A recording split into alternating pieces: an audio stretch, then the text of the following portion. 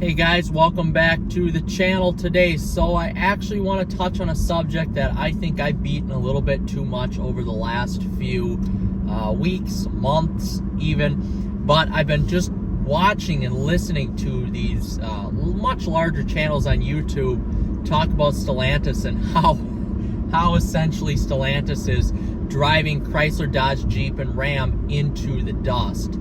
And I believe, quite frankly, that is going to happen. And I've seen some comments on some videos saying that if Stellantis was really in a tough spot, essentially they would be doing more rebates, and CEOs and other heads of companies would be taking pay cuts. But essentially, at the end of the day, I don't see that happening because people are greedy. We are greedy.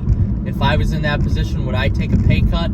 I don't know if I would. I would really have to love the company in order to take a pay cut. But anyway, that's beside the point. I think those brands are screwed. I really do. I changed my tune. I don't even think that now it's just Chrysler and Dodge who are screwed. I think Chrysler, Dodge, Jeep, Ram in the next 5 to 10 years are screwed, essentially. And I've sat in the Hornet. I've driven the Ram 1500, the new 2025 with that Hurricane engine. I've seen the new products, and yeah, while the interiors are really nice, as I'm sitting in my Chevy Volt out of all the vehicles I have, the interiors don't do enough to justify the price increases on a vehicle.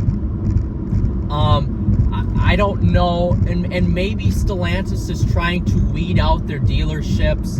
A lot of these YouTubers are getting facts that are stating that there's some 2022, 2023 products still on the lots that haven't sold yet.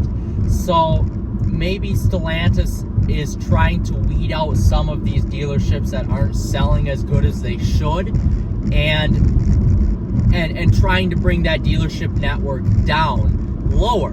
So essentially, and this is almost what it seems like, just in my opinion. So Stellantis is okay with selling, and it seems like it's that way because they haven't said anything, or they haven't made any, and their stock is going up too. Mind you, their stock prices continue to rise.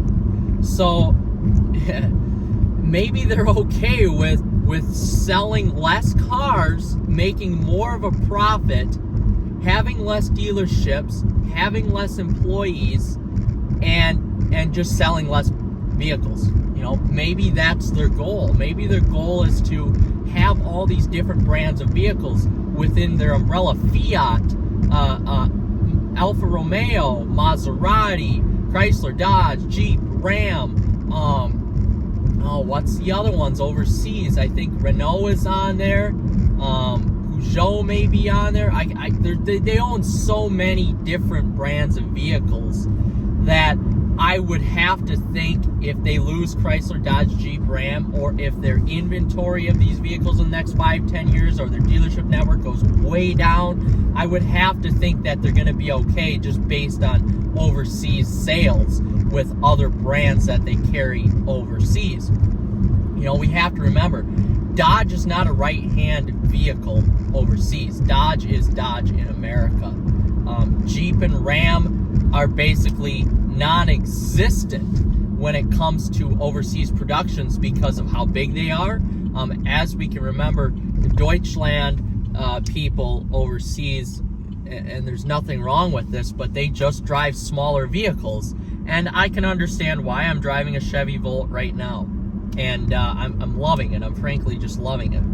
But with that being said, most Americans, myself included, besides this Chevy Volt, I have a Ram truck, I have a Dodge Challenger, and a Chrysler 300 SRT, and my girlfriend has a Mercedes-Benz GLE AMG. So those are 4 massively huge vehicles. And if you're going to lose that, then what as I just pass a Grand Cherokee right there. What are you left with for the American buyers? You know, a Hornet. The Durango is getting a refresh in 2026, I believe, which that thing is carrying Dodge right now. And it's really sad. It's really sad. I don't want to see the dealership networks go away. I love my local dealer. I absolutely love them. They do a great job servicing my vehicles. They do a great job showing me new product. I just don't want to see that go away. And I don't think my local dealership will go away, but I can see a lot of these other, and that's a very small dealership, but I see a lot of these mid-level dealerships in larger cities going away because they just can't sell product. They can't sell product. When you got 2022 and 2023 vehicles sitting on the lot that you can't sell, and Stellantis is making no extra incentives for you to sell those vehicles, what are you supposed to do as a dealership? And I get so worked up about this, as I'm getting worked up right now. This is just basic business. If the demand isn't there, but the supply is up, you lower your prices to sell your product. It's that simple. But Stellantis can't seem to understand this. I own a business. I own a golf course, guys.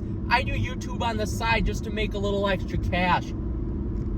It's fun. I enjoy it. But at the end of the day, my main job is trying to run a business. If supply isn't there, or if demand isn't there for my product, which is my golf course, yes, there's food and beverage that go along with that, but let's just talk about my golf course. If the demand isn't there, I'm going to create incentives to golf, all-day golf for lower prices. Incentives on carts, you know, you can do whatever you want to lower that price to get people there. Membership incentives, whatever. Yes, it's going to hurt. It may not hurt my bottom line. It may not hurt my bottom line as an owner, because there are other ways, just like in the dealership, to make money in terms of the financing, the service, the add-ons, you know, the dealership. You can figure out more ways to make money. And that's what is so dang frustrating to me as somebody who loves Stellantis, breathes Dodge, Chrysler, Jeep, Ram. I almost own all their products. I've got my family on the products. And now it feels like Stellantis as a whole is leaving us out to dry. And god dang it, it's frustrating. What is Tavares doing with that company? I don't get it. I don't get it. What are you doing? What are you doing? Sell your product. Create some incentives, rebates for people to want to buy.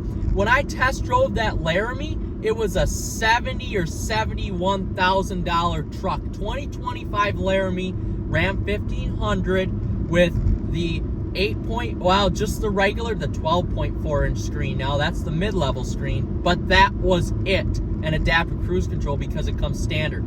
Nothing else. Wasn't even close to being as loaded as what my 2019 Ram 1500 is, and they wanted $71,000 for it. No incentives, nothing. And that goes for the 2024s. There's barely any incentives on those. Why would I go out and buy a brand new truck when I could buy a certified pre-owned TRX for $70,000 or $75,000 with low miles? Tell me, Stellantis. Tell me why. Tell me why. How are you people getting paid millions of dollars to sell this product? And now you're putting it on dealers, on sales managers, on general managers of dealerships to sell your product with no incentives. Another great example of this, I looked at a Hornet GT. A Hornet GT, which was pretty nicely loaded. It was a very nice vehicle. It was just way too small. It was smaller than the Chevy Volt, basically. They wanted $37,000. I've only paid over $37,000 for one vehicle in my whole entire life. It was my 2019 Ram 1500, which was $46,000 used, and that was it. Otherwise, the second vehicle that even came close to that was my 2017 Ram I bought used, loaded, Night Edition, completely loaded with every option, for $33,000 in low miles. It was only a couple years old. How am I supposed to buy a subcompact SUV for $37,000? I could go out and buy a used Durango for that with twice the room. So, rant may still be going on. I'm not sure. But we look at the day's supply of inventory on Stellantis products, and it just keeps going up and up and up and up. And now I've heard that Wagoneer is going back under the Jeep lineup instead of its own brand of Wagoneer. Jeep is absorbing Wagoneer now, which is good because Jeep has a historic name of basically greatness behind it. And hopefully those Wagoneers are going to be able to sell. But here's the problem. Why the heck am I paying for a Wagoneer with either that standard output or the 5.7, which I know there still are brand new ones with that 5.7 out there, for $80,000? Or Grand Wagoneers, 90, 100, 110, 120. Why would I pay that for one of those vehicles? It's asinine. It's just asinine. So, I just don't get it. Hopefully, putting the Wagoneer name under the Jeep brand again will help it sell a little bit better. But if there's no incentives on these products, why am I gonna spend that much money on a vehicle? A Grand Wagoneer, I could see paying $90,000 for a Jeep. Yes, that's fair. I think that's okay. I wouldn't do it myself, but I think other people would.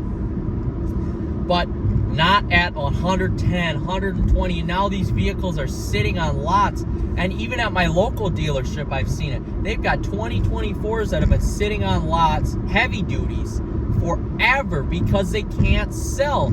You're looking at $70,000, $80,000, $90,000 for heavy duty Rams. It's unbelievable. I don't know what here's the thing. I love the brand, and this is what my thinking is. If Dodge and Chrysler die, if Stellantis let them go, another brand out there will buy Dodge and Chrysler. There's so much history with that brand, with those two brands, even Jeep and Ram. There's so much history with those products that another brand will buy those brands. That will happen.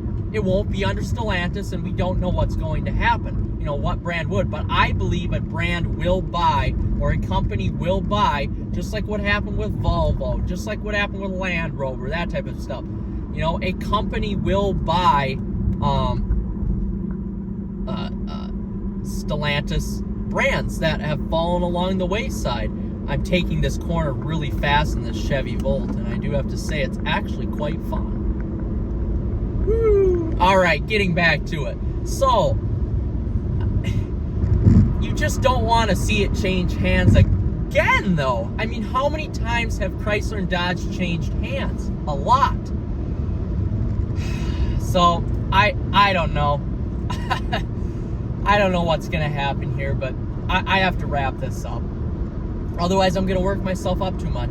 Stellantis may put Dodge and Chrysler to the wayside, which I think will happen. Another brand will buy them up, though, in my opinion. They will get bought up by a different brand. But right now, if your parent company isn't helping you sell vehicles, then what is the point of even being a dealership for them? What even makes you want to sell their cars? There's no loyalty with that brand anymore. There's no loyalty. So, really, at the end of the day, these Chrysler Dodge dealerships, they may just close up, or they may go to a different brand completely. And that may very well happen. So, time will tell. With that, guys, this conversation will move on to another video. I promise I will be in one of my Stellantis products then. Take care. We'll see you in the next one. Like and subscribe.